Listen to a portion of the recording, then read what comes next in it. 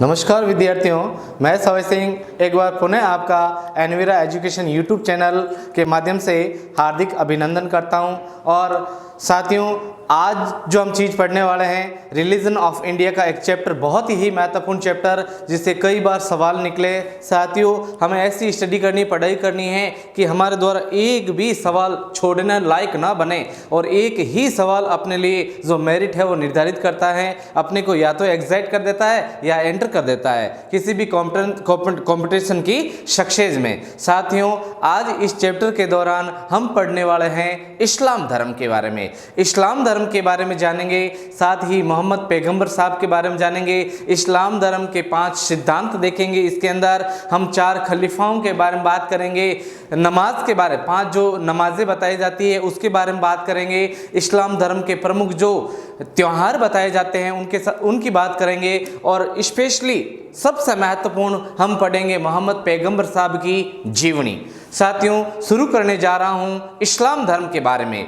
इस्लाम धर्म जो है इस्लाम धर्म जो है इसका शाब्दिक अर्थ देखें साथियों, तो इस्लाम धर्म का शाब्दिक अर्थ होता है पवित्रता, विनम्रता या किसी आध्यात्मिक शक्ति में प्रवेश करना, उसे इस्लाम कहा जाता है। और इस्लाम को मानने वाले या इस्लाम के जो अनुयायी हैं, अनुयायी का मतलब होता है फॉलोअर्स या शिष्य जो हैं, इन्हें मुस्लिम या मुसलमान के नाम से जाना जाता है। इन्हें मुसलमान के नाम से जाना जाता है। साथियों, मैं आपको और बताना चाहूँगा कि मुस्लिम धर्म जो है इनका पवित्र अंक बताया जाता है 786।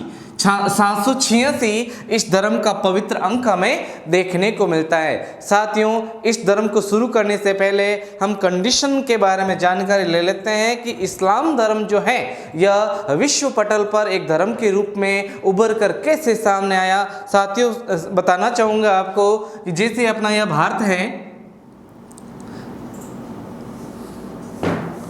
अपना जो ये भारत है, तो भारत के पश्चिम क्षेत्र की तरफ जब हम आगे बढ़ते हैं तो आता है आपके अरब सागर। अरब सागर से होते हुए जब हम पहुंचते हैं आगे, जो गल्फ कंट्रीज जिसे खाड़ी देश कहा जाता है, इनमें 2 देश जिनमें एक का नाम मक्का और दूसरे का नाम एक का नाम इराक और दूसरे का नाम बताया जाता है ईरान।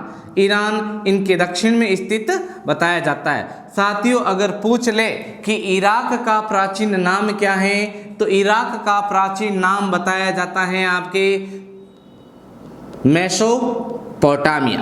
इराक का प्राचीन नाम बताया जाता है मेसोपोटामिया और ईरान का प्राचीन नाम बताया जाता है फारस। और यहाँ पर जो इराक के अंदर जो सबसे प्रचलित जो कहानियाँ, कथा संग्रह प्रसिद्ध था, उसे कहते हैं द थीफ ऑफ बगदाद। क्योंकि इराक की जो राजधानी, पुरानी राजधानी अगर देखने को मिलती है तो उसका नाम है टेसिफून के खंडर। टेसिफून जो है इसके खंडर, टेसिफून के खंडर जो बताए जाते हैं इराक की पुरानी राजधानी। लेकिन बाद में इराक की जो राजधानी बनी है उसे बगदाद के नाम से जाना जाता है। किसके नाम से? बगदाद के नाम से जाना जाता है। और इराक में ही मुसलमानों का सबसे पवित्र स्थल जिसे मक्का के नाम से जाना जाता है, मक्का और मदीना दोनों ही इराक में ही पड़ते हैं। साथियों, बताना चाहूँगा आपको कि इस्लाम धर्म जो है यह किस धर्म से अलग होकर एक नया धर्म बना है, तो बताना चाहूँगा साथियों कि ये जो टोटल ऑल ओवर देश, अर्थात इसे अरब देश कहा जा सकता है। अरब देश जो है, इस देश में हर एक कबीला हुआ करता था। हर एक कबीला जो है इसका स्वतंत्र रूप से एक प्रमुख देवता होता था। सब लोगों के आध्यात्मिक देवता अलग अलग हुआ करते थे। उसी प्रकार बात करें मुस्लिम धर्म की, तो मुस्लिम धर्म किससे निकलकर अलग हुआ है, तो बताना चाहूँगा साथियों आपको अरब देश के अब्राहिमी समुदाय से निकलकर, अब्राहिमी समुदाय से निकलकर जो नया धर्म बना इसे इस्लाम कहा जाता है, इस्लाम कहा जाता है। मैंने क्षेत्र के बारे में आपको जानकारी दी साथियों।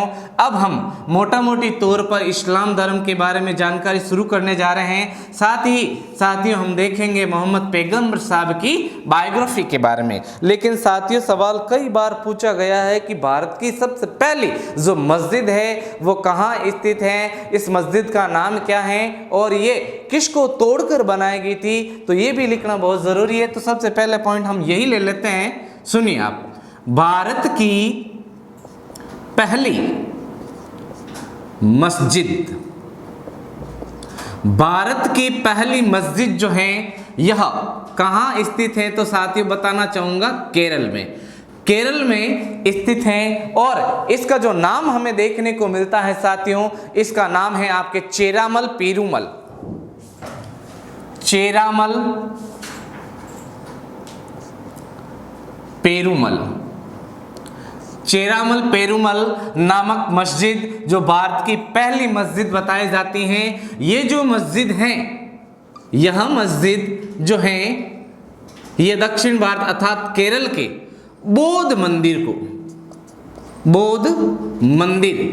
बौद्ध मंदिर को ध्वस्त कर बनाई गई। केरल के बौद्ध मंदिर को ध्वस्त करके जो मस्जिद बनाई गई है उसका नाम चेरामल पेरुमल के नाम से जाना जाता है, जो भारत की पहली मस्जिद बताई जाती है। बताना चाहूँगा साथियों, जो ये इस्लाम धर्म पढ़ रहे हैं हम, ये एकेश्वरवादी धर्म है। एकेश्वरवादी, एक एकेश्वरवादी होता है और एक होता है बहुदेववादी।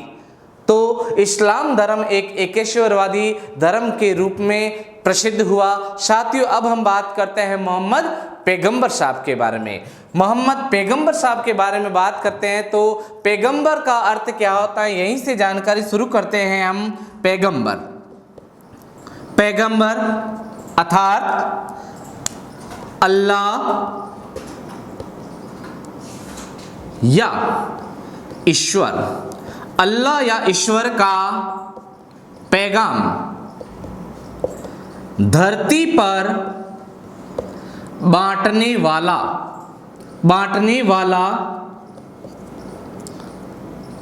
पैगंबर कहलाया, पैगंबर कहलाता है। अल्लाह या ईश्वर का पैगाम जनता में बांटने वाला क्या कहलाता है, पैगंबर के नाम से जाना जाता है। और मोहम्मद पैगंबर साहब जो हैं यह अंतिम नबी बताए जाते हैं, अंतिम नबी। और एक इन्हें किस रूप में जाना जाता है, मोहम्मद पैगंबर साहब जो अंतिम नबी बताए जाते हैं और इन्हें हज़रत मोहम्मद सल्लल्लाहु अलैहि वसल्लम के नाम से इन्हें जाना जाता है। साथियों अब हम बात करते हैं मोहम्मद पैगंबर साहब के जन्म के बारे में। मोहम्मद पैगंबर साहब का जन्म 570 ईस्वी कहाँ हुआ, मक्का। 570 ईस्वी मक्का में जो इनका जन्म हुआ। और अगर बात करें इनके कबीले की, तो कबीले का नाम बताया जाता है कियात। कियात कबीले में मोहम्मद पैगंबर साहब का जन्म बताया जाता है। मोहम्मद पैगंबर साहब के माता का भी कई बार नाम पूछा जा सकता है, तो माता का नाम बताया जाता है आमना या इसे अमीना के नाम से भी जाना जाता है। साथियों अब हम बात करते हैं मोहम्मद पैगंबर साहब के पिता के बारे में। मोहम्मद पैगंबर साहब जो हैं इनके पिता को अब्दुल्ला के नाम से जाना जाता है। और जन्म के पश्चात, जन्म के कुछ समय पश्चात, जन्म के कुछ समय पश्चात पैगंबर साहब के माता पिता का देहांत हो गया। पैगंबर साहब के माता पिता का देहांत हो गया तो इस बालक को किसने पाला पोसा, तो लिखना चाहूँगा साथियों चाचा मुख्तलिफ, चाचा मुख्तलिफ ने पैगंबर को पाल पोष कर बड़ा किया। पैगंबर को पाल पोष कर बड़ा किया। साथियों, अब हम बात करते हैं मोहम्मद पैगंबर साहब की पुत्री का नाम। मोहम्मद पैगंबर साहब की जो पुत्री का नाम बताया जाता है, ये नाम है फातिमा। इन्हें फातिमा के नाम से जाना जाता है। बात करें मोहम्मद पैगंबर साहब की पत्नी के बारे में, तो पत्नी का नाम बताया जाता है खदीजा। पत्नी खदीजा के नाम से जानी जाती हैं। खदीजा जो है मोहम्मद पैगंबर साहब से उम्र में काफ़ी बड़ी बताई जाती है। एक व्यापारिक महिला थी, विधवा थी, और विधवा महिला से मोहम्मद पैगंबर साहब ने विवाह किया। अब हम बात करते हैं मोहम्मद पैगंबर साहब के नवासों के बारे में। नवासे बताए जाते नाम हसन व हुसैन। हसन और हुसैन मोहम्मद पैगंबर साहब के नवासे बताए जाते हैं। बात करें अगर मोहम्मद पैगंबर साहब के दामाद की, तो मोहम्मद पैगंबर साहब जो हैं, इनके दामाद का नाम बताया जाता है अली। साथियों, आगे बात करते हैं मोहम्मद पैगंबर साहब के दामाद के बाद में कि मोहम्मद पैगंबर साहब को आध्यात्मिक जीवन जीते हुए इनको ज्ञान की प्राप्ति कहाँ पर हुई, ये भी देखना बहुत ज़रूरी है। ज्ञान प्राप्ति स्थल, मोहम्मद पैगंबर साहब को ज्ञान प्राप्ति हीरा नामक पहाड़ी पर, हीरा नामक पहाड़ी पर मोहम्मद पैगंबर साहब को ज्ञान की प्राप्ति हुई। और जब इनको ज्ञान की प्राप्ति हो गई साथियों, उसी समय जब इनको ज्ञान की प्राप्ति हो गई, उसी समय जिब्राइल नामक दूत द्वारा, जिब्राइल दूत द्वारा धरती पर, पवित्र ग्रंथ कुरान, धरती पर पवित्र ग्रंथ, मुसलमानों का पवित्र ग्रंथ कौन सा है? कुरान। कुरान जो है यह धरती पर उतारा गया। मुसलमान धर्म का जो पवित्र ग्रंथ है इसे कुरान कहा जाता है, और ये जिब्राइल के द्वारा धरती पर उतारा गया और मोहम्मद पैगंबर साहब को सुपुर्द किया गया। मोहम्मद पैगंबर साहब को द्वारा इसके अंदर, कुरान के अंदर जो जितने भी रूल्स लिखे हुए, नियम लिखे थे, उन सारे नियमों को, पैगाम को, अल्लाह के पैगाम को धरती पर स्थित लोगों में बांटा और सच्चाई के मार्ग पर लोगों को चलने के लिए आगाह किया। और ये जो कुरान है साथियों, अगर कुरान की डिटेल अगर अपने से पूछ ली जाए कि कुरान के अंदर कितने पारे हैं, ये भी सवाल पूछा जा सकता है। तो कुरान के अंदर जो टोटल अध्याय हमें देखने को मिलते हैं, कुरान के अंदर अध्याय जो हैं इन्हें सूरा कहा जाता है। अध्याय का मतलब होता है सूरा। सूरा टोटल बताए जाते हैं 114। साथियों, अब हम बात करते हैं ये जो कुरान पवित्र ग्रंथ है इस्लाम धर्म का, इसमें आयतें कितनी हैं? आयतें पाठ को कहा जाता है। आयतें बताई जाती हैं 6237, 6237 इस ग्रंथ की आयतें बताई जाती हैं। साथियों, अब हम बात करते हैं कि कुरान के अंदर मंजिलें कितनी हैं, पारे कितने हैं। तो कुरान के अंदर जो मंजिलें बताई जाती हैं वो बताई जाती है 72 इसमें मंजिलें बताई जाती हैं। अगर बात करें पारे की, पारे कितने बताए जाते हैं, तो कुल 30 पारे देखने को हमें मिलते हैं। और अगर बात करें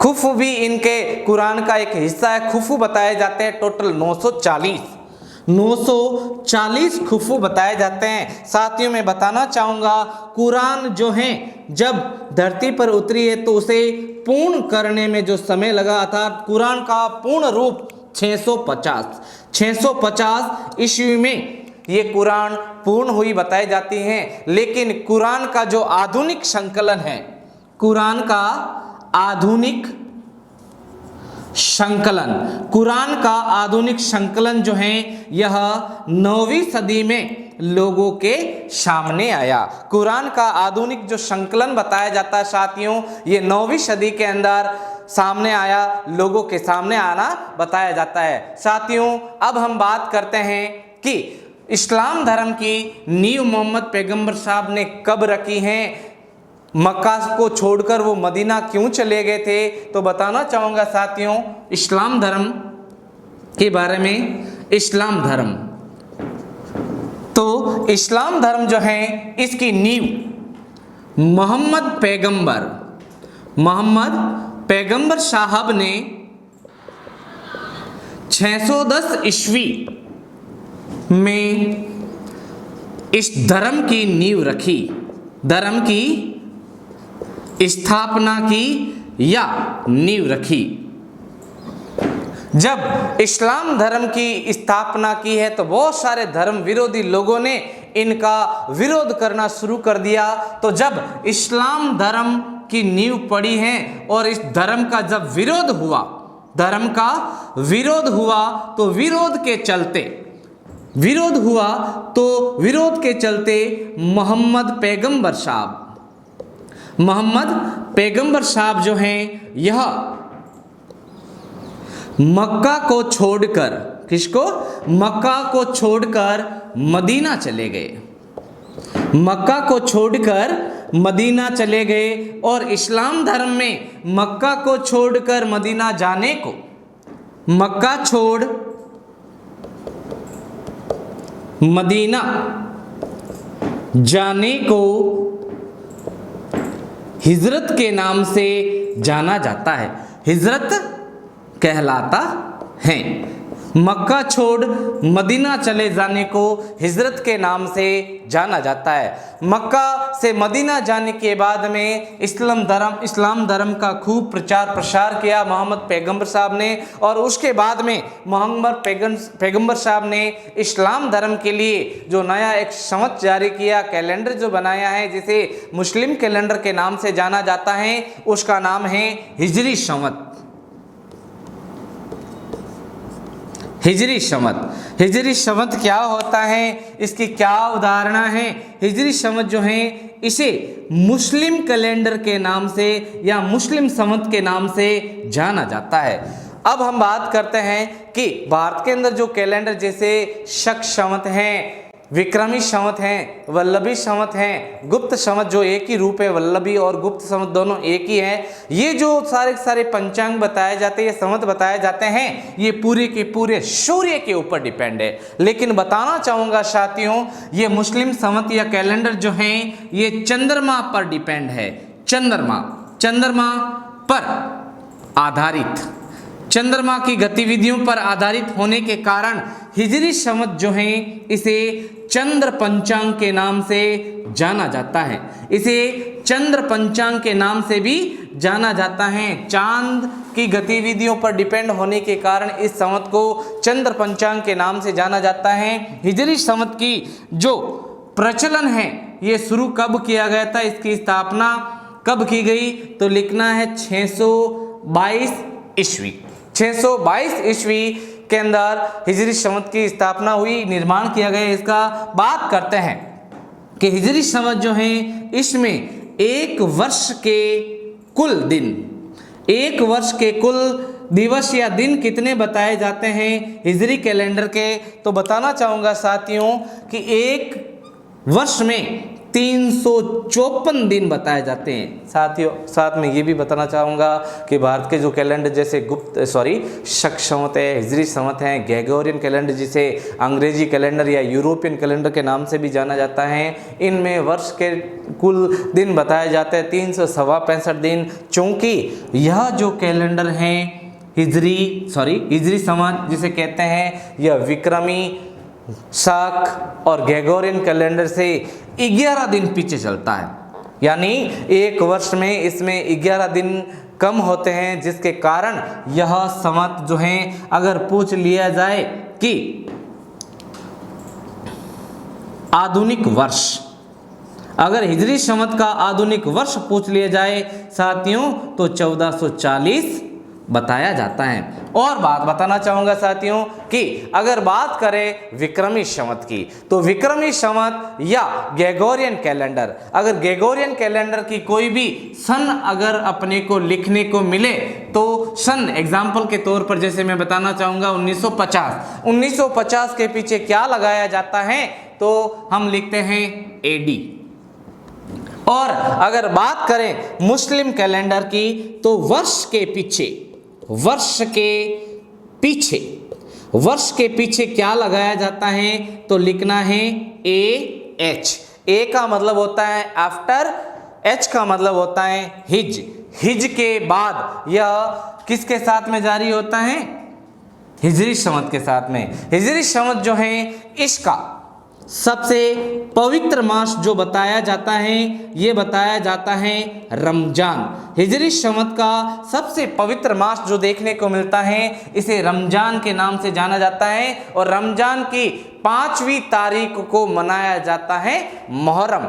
ताजिए के रूप में मुहर्रम को मनाया जाता है। मुहर्रम का प्रचलन भारत में शुरू कब हुआ था? 5 प्रकार की नमाजें कौन कौन सी होती हैं हम अभी जान लेते हैं। साथियों अब हम बात करते हैं मोहम्मद पैगंबर साहब के द्वारा इस्लाम धर्म में दिए गए 5 सिद्धांतों के बारे में। तो साथियों मोहम्मद पैगंबर साहब जिन्होंने हिजरी संवत का निरूपण किया है, अब इन्होंने मुस्लिम धर्म जो है, मुस्लिम धर्म जो है इनमें 5 सिद्धांत दिए हैं। कितने सिद्धांत दिए हैं? 5 सिद्धांत दिए हैं। उन 5 सिद्धांत को मुस्लिम धर्म के लोग हैं अपनी श्रद्धा के साथ में बड़े पैमाने पर इसको मानते हैं। तो नंबर 1 मुसलमानों के 5 सिद्धांतों में जो पहला जो सिद्धांत बताया जाता है अल्लाह एक है, अल्लाह एक है तथा मोहम्मद पैगंबर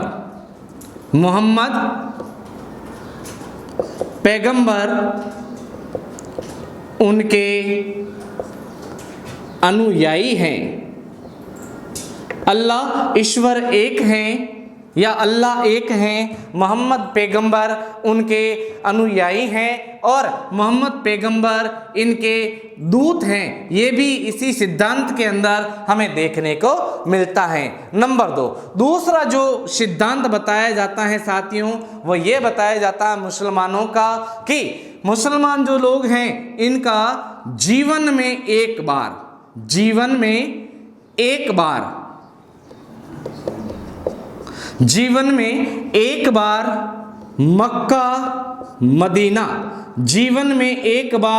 मक्का मदीना अर्थात जिसे हज यात्रा कहा जाता है, हज यात्रा करना। जीवन में एक बार जरूर मौका मिले तो हज यात्रा करना। साथियों थोड़ी सी जानकारी मैं आपको मक्का के बारे में देना चाहूँगा कि मक्का के अंदर जो प्रमुख रूप से जो मुसलमानों का धार्मिक स्थल बना हुआ है यह एक वर्गाकार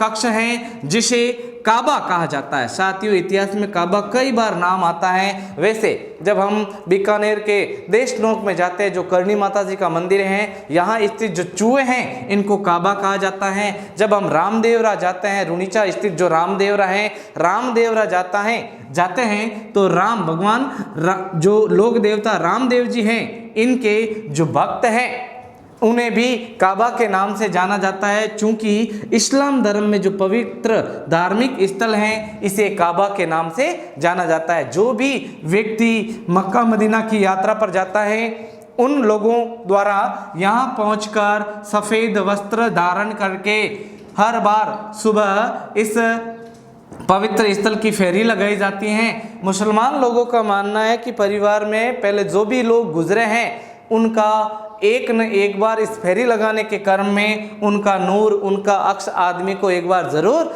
दिखता है। साथियों मैं बताना चाहूँगा जब काबे की फेरी लगाई जाती है यहीं रहते हुए इस्लाम धर्म के जो ये अनुयायी लोग हैं ये 5 वक्त की नमाज अदा करते हैं। साथ ही 5 वक्त की नमाज के बाद में मक्का जाने वाले या हज यात्री जो है इनका अगले जो पायदान है शैतान पत्थर को कंकर मारने की प्रथा भी यहाँ पर बड़े पैमाने में प्रचलित बताई जाती हैं। तो जीवन में एक बार मक्का मदीना की यात्रा करना जिसे हज यात्रा कहा जाता है। और नंबर 3 तीसरा जो सिद्धांत दिया है मोहम्मद पैगंबर साहब ने, लिखना है अपने को तीसरा सिद्धांत क्या दिया है, तो लिखना है आजीविका का 40% दान करना, आजीविका का 40% दान करना, जिसे ज़कात के नाम से जाना जाता है और यह धार्मिक कर के रूप में भी देखा जाता है।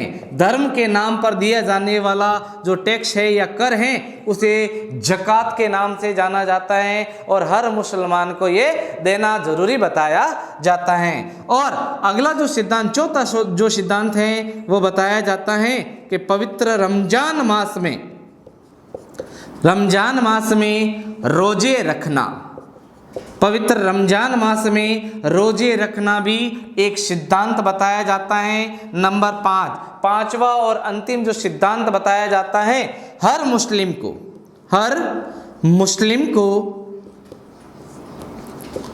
5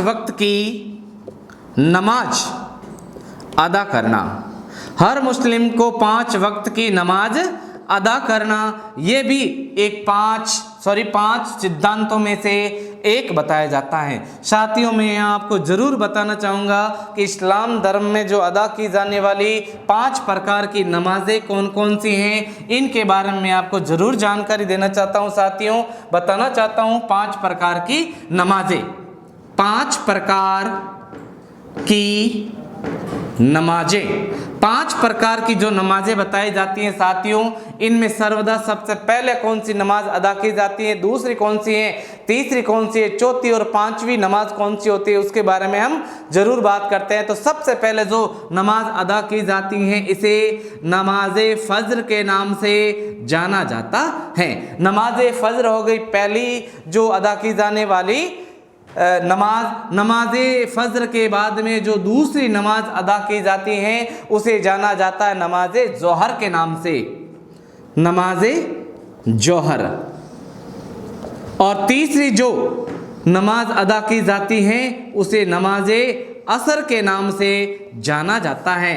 और चौथी जो नमाज अदा की जाती है उसे नमाज मगरिब के नाम से जानी जाती है।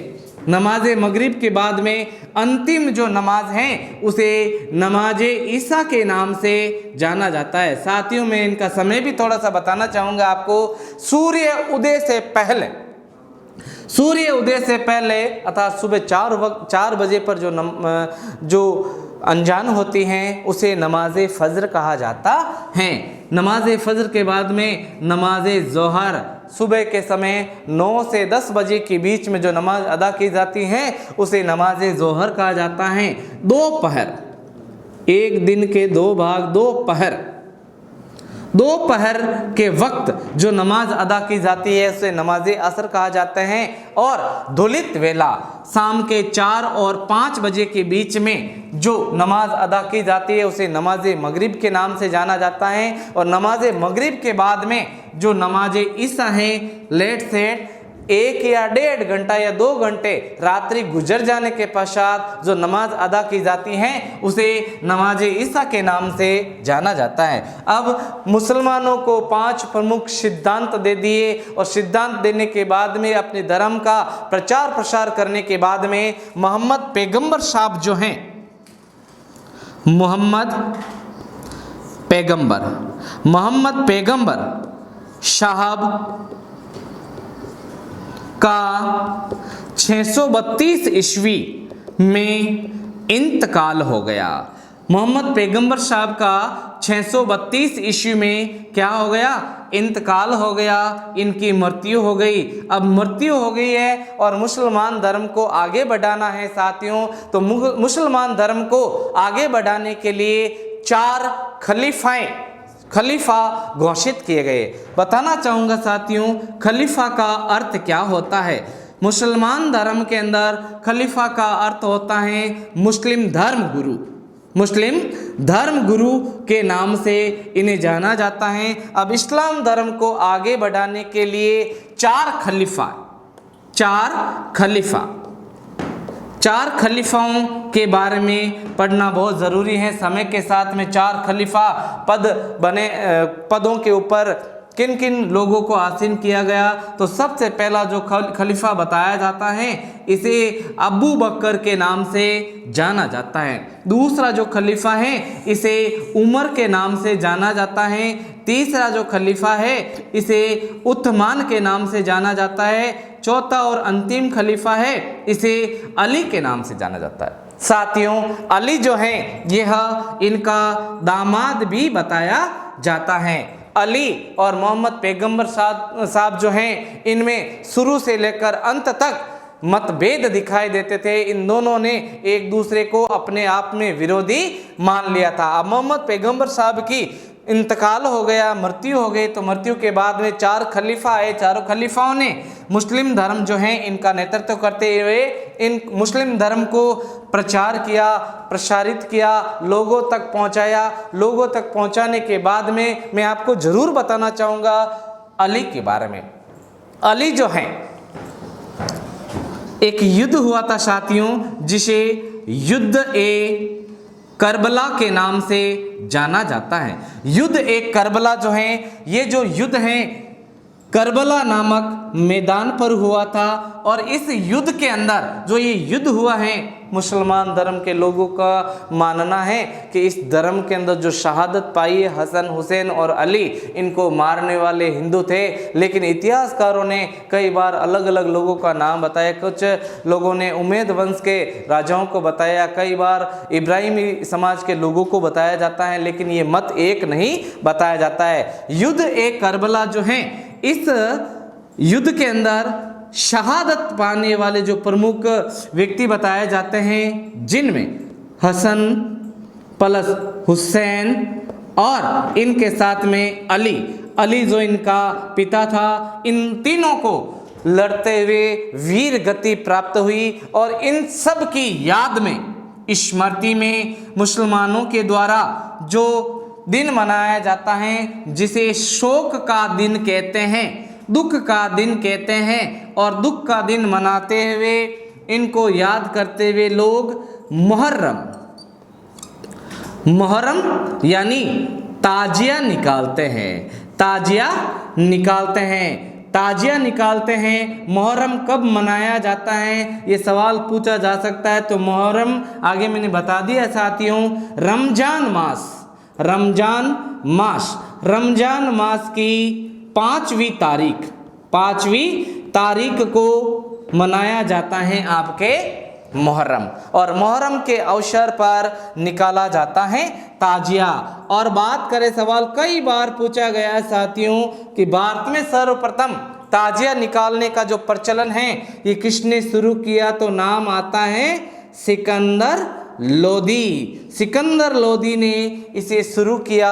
और सवाल पूछ लिया जाए, मुगल काल का वह कौन सा शासक है जिसने ताजिया निकालना या फिर मुहर्रम को पूर्णतः बंद कर दिया था, उसका नाम बताया जाता है औरंगजेब। साथियों, बताना चाहूँगा शोक का दिन मनाते हुए अरबी जो लोग हैं ये अपनी छाती पीटते जाते हैं, रोते जाते हैं, बिलखते जाते हैं। हसन, हुसैन और अली तीनों को याद करते हैं और उनके दुख को प्रकट करते हैं। साथियों, युद्ध एक करबला जो है, इसके बाद में आगे बढ़ते हैं और बताना चाहूँगा साथियों कि ये इस्लाम धर्म क्यों एक दूसरे से अलग हो गया। तो ये दोनों वर्ग किस रूप में जाने जाते हैं, इन दोनों वर्गों के बीच में जो खूनी संघर्ष हुआ है, इन्हें रोकने वाले क्या लोग कहलाए हैं, कुल कितने इनके सिलसिले बताए जाते हैं, भारत के अंदर प्रमुख कौन कौन से सिलसिले या फिर प्रमुख जो सूफी संत कौन कौन से हुए, इनके बारे में भी हम जरूर बात करेंगे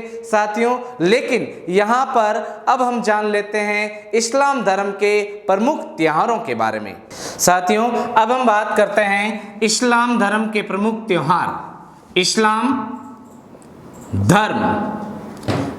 धर्म के प्रमुख त्योहारों के बारे में बात कर लेते हैं हम।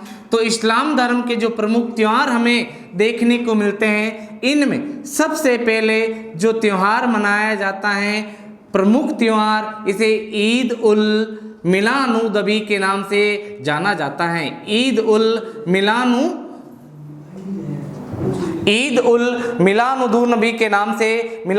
के नाम से जाना जाता है। ईद उल मिलादुन्नबी जो ये त्योहार मनाया जाता है, यह मोहम्मद पैगंबर साहब के जन्मदिन के रूप में, मोहम्मद पैगंबर साहब के जन्म दिवस के रूप में मनाया जाता है। चूंकि ये जो ईद उल मिलादुन्नबी है, इसे 12 वफात के नाम से जाना जाता है।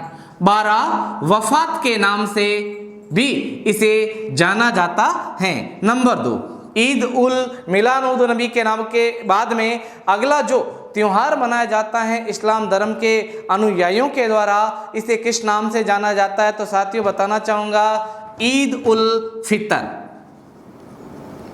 ईद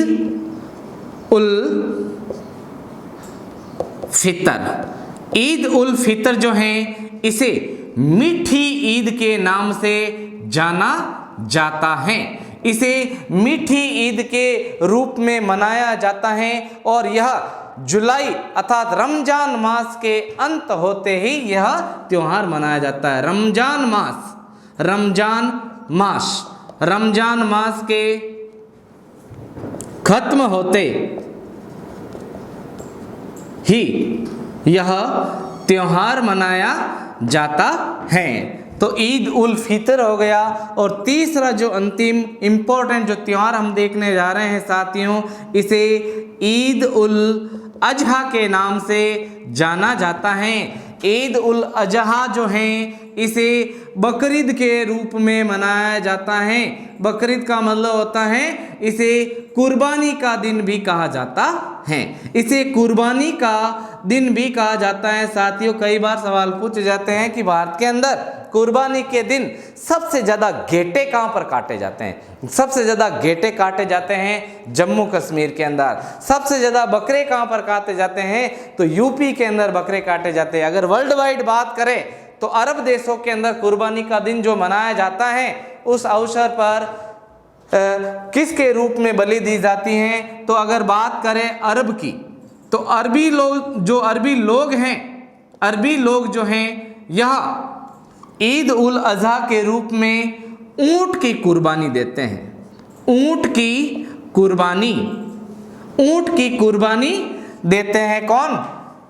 अरबी लोग। और बताना चाहूँगा साथियों कि कुर्बानी से क्या अर्थ निकलता है, कुर्बानी क्यों दी जाती है और कुर्बानी का धर्म से क्या जुड़ाव है। तो बताना चाहूँगा साथियों कि इस्लाम धर्म के लोगों का मानना है कि जितना भी हम कुर्बानी के दिन रक्त बहाएंगे फर्श पर, उतना ही हमें वज़ू मिलेगा, धर्म का पुण्य मिलेगा। इसलिए लोग मनाते हैं कुर्बानी का दिन। तो पहला हमने पढ़ लिया ईद उल मिलादुन्नबी, जिसे 12 वफात के नाम से जाना जाता है और यह मोहम्मद पैगंबर साहब के जन्म दिवस के रूप में मनाया जाता है। दूसरा है ईद उल फितर, जिसे मीठी ईद के रूप में मनाया जाता है और रमजान मास के ख़त्म होते ही ये त्यौहार जो है इसका ऑर्गेनाइजेशन किया जाता है। और नंबर तीसरा है ईद उल अजहा, जिसे बकरीद के रूप में मनाया जाता है, जिसे कुर्बानी का दिन कहा जाता है और अरबी लोग जो हैं ऊंट की कुर्बानी देते हैं। साथियों, अब हम बात करते हैं इस्लाम धर्म के 2 प्रमुख मतों के बारे में।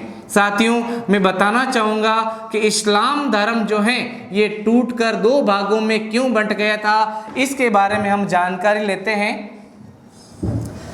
बताना चाहूँगा, बहुत ही इम्पोर्टेंट जानकारी है ये और इससे बहुत सारे सवाल निकल कर सामने आते हैं। साथियों, इस्लाम धर्म, अब इस्लाम धर्म में 2 मत हमें देखने को मिलते हैं। एक मत कहलाता है सुन्नी और एक मत कहलाता है शिया और सुन्नी क्या होते हैं, किन लोगों के द्वारा माने जाते हैं। और बताना चाहूँगा कि विश्व में इस्लाम धर्म या मुस्लिम धर्म के जो लोग हैं उनकी शिया लोगों की कितनी जनसंख्या है और सुन्नी लोगों की कितनी जनसंख्या पाई जाती है। तो बताना चाहूँगा विश्व में 90% जनसंख्या, विश्व में 90% इस्लाम के सुन्नी लोगों की जनसंख्या है और विश्व में 10% जनसंख्या जो है ये देखने को मिलती है अपने को शिया लोगों की। साथियों मैं ज़रूर बताना चाहूँगा सुन्नी लोग कौन से लोग होते हैं और इनकी क्या अवधारणा होती है। तो लिखना है मोहम्मद पैगंबर साहब की हदीत का अर्थ होता है कानून। मोहम्मद पैगंबर साहब की हदीत में विश्वास, मोहम्मद पैगंबर साहब की हदीत में या कानून में विश्वास करने वाला मत क्या कहलाता है? सुन्नी कहलाता है। बात शिया की करें तो लिखना है अली को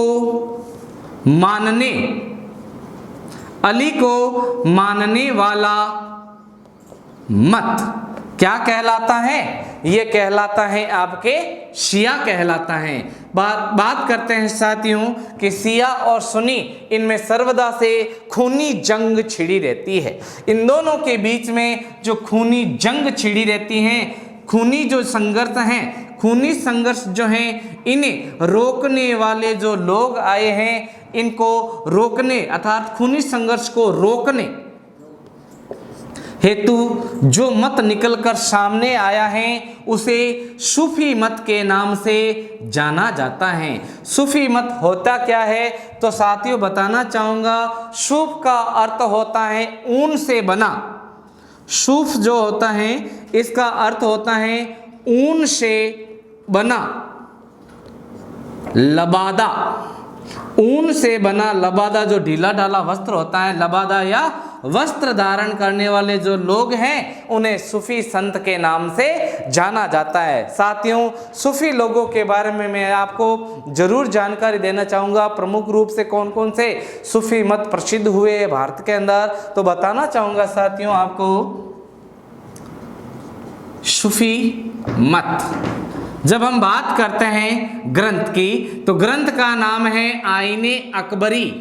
आईने अकबरी अकबर के काल का सबसे ऐतिहासिक महत्वपूर्ण जो ग्रंथ है जिसे आईने अकबरी कहते हैं। तो आईने अकबरी ग्रंथ आईने अकबरी में 14 प्रकार के सिलसिले का मतलब होता है संप्रदाय। सिलसिलों का वर्णन मिलता है। आईने अकबरी में 14 प्रकार के सिलसिलों का वर्णन मिलता है। सूफी जो मत हैं या 14 प्रकार के प्रमुख रूप से हमें देखने को मिलते हैं। अब सूफी मत जो हैं इनमें कौन कौन से सिलसिले प्रमुख रूप से देखने को मिलते हैं अपने को? तो सबसे पहले आता है चिश्ती संप्रदाय। चिश्ती संप्रदाय के बाद में दूसरा सिलसिला आता है सुहारवर्दी। तीसरा सिलसिला आता है नक्शबंदी।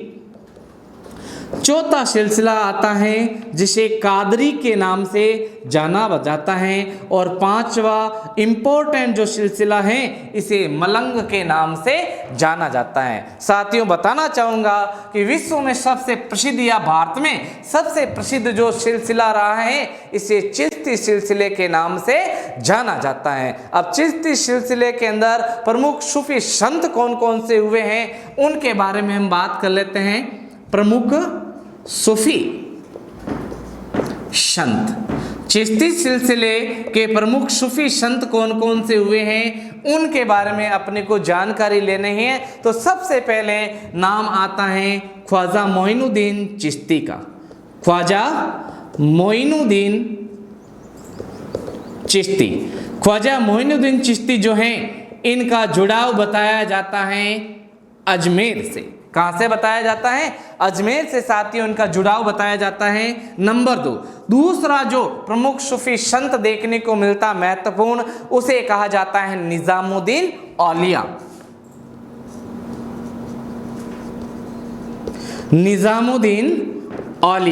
निजामुद्दीन औलिया सूफी संत हुए हैं। इनकी जो प्रसिद्ध मज़ार देखने को मिलती हैं यह दिल्ली में स्थित है। साथियों बताना चाहूँगा आपको नंबर 3, तीसरे जो प्रमुख सूफी संत हैं इनका नाम है बाबा फरीद। बाबा फरीद जो हैं जिन्होंने आजीवन किसान का सादा जीवन व्यतीत किया और जिंदगी भर शादी नहीं की। बाबा फरीद जो हैं इनका जुड़ाव बताया जाता है पंजाब। और नंबर 4, चौथे जो सिलसिले प्रमुख रूप से जो सूफी संत बताए जाते हैं इनका नाम शेख सलीम चिश्ती। शेख सलीम चिश्ती जो हैं इनका प्रसिद्ध मकबरा या जुड़ाव बताया जाता है फतेहपुर सीकरी। फतेहपुर सीकरी से इनका जुड़ाव हमें देखने को मिलता है। पांचवें और अंतिम प्रसिद्ध जो सूफी संत रहे हैं इनका नाम बताया जाता है हमीदुद्दीन नागौरी।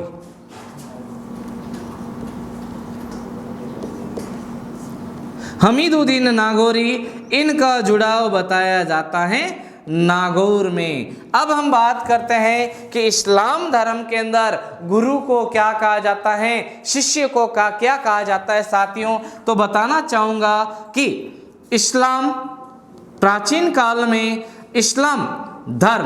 इस्लाम धर्म की जो शिक्षा दी जाती थी तो ये शिक्षा देने का जो प्रमुख केंद्र होता था उसे खानकाह के नाम से जाना जाता था। खानकाह के नाम से जाना जाता था और खानकाह शिक्षा का प्रमुख केंद्र हुआ करता था। बात करते हैं खानकाह में रहने वाले प्रमुख गुरु को क्या कहा जाता है और यहीं पर शिक्षा अर्जित करने वाले प्रमुख शिष्य को क्या कहा जाता है। तो साथियों बताना चाहूँगा कि खानकाह में रहने वाले गुरु को पीर कहा जाता है और शिष्य को कहा जाता है मुरीद।